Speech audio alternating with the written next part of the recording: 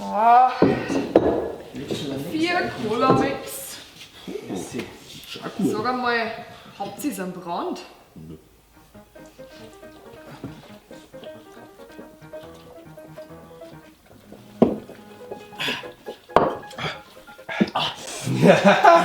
Nix Brand.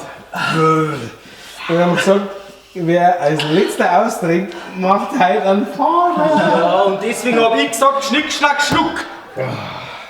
Ja. Gerade weil du nicht aus der Flaschen trinken kannst. Aber ich würde sagen, bringst uns einmal 3 Bier. Und du? Noch ein Spätzle, ha? Nein, ich hab noch. Leck mich am Schön. War gut. Grüß Gott, haben schon was ausgesucht? Bitte? Ob der Herr schon gewählt hat? Ach so, ja. Also, gute Frau, bringen Sie mir doch bitte den Schweinebraten und dazu ein kleines Bier. Und wieder ein Fall für Bavariman, den unerschrockenen Verteidiger bayerischer Traditionen und Werte. Was hast du da gerade gesagt? Schweinebraten. Das heißt Schweinsbronn mit S. Schweinsbronn. Und zu einem Schweinsbronn trinkt man kein kleines Bier. Überhaupt trinkt man bei uns kein kleines Bier. Bei uns trinkt man auch Häube. Und wenn du die Häube nicht vertragst oder wenn du es nicht magst, dann trinkst du wenigstens ein Schorle oder so, aber kein kleines Bier. Wo sind wir denn?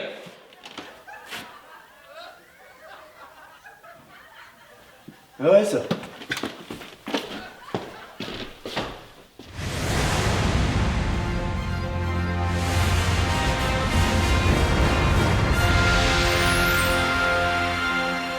Servus miteinander, ich bin's wieder, euer King John.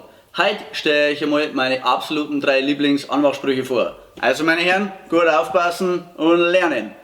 Auf Platz Nummer 3 meiner Lieblingsanmachsprüche ist: Servus, muss fehlen, mir wär's wurscht. Also, ein Klassiker, nicht? Garantiere Erfolgschance, funktioniert.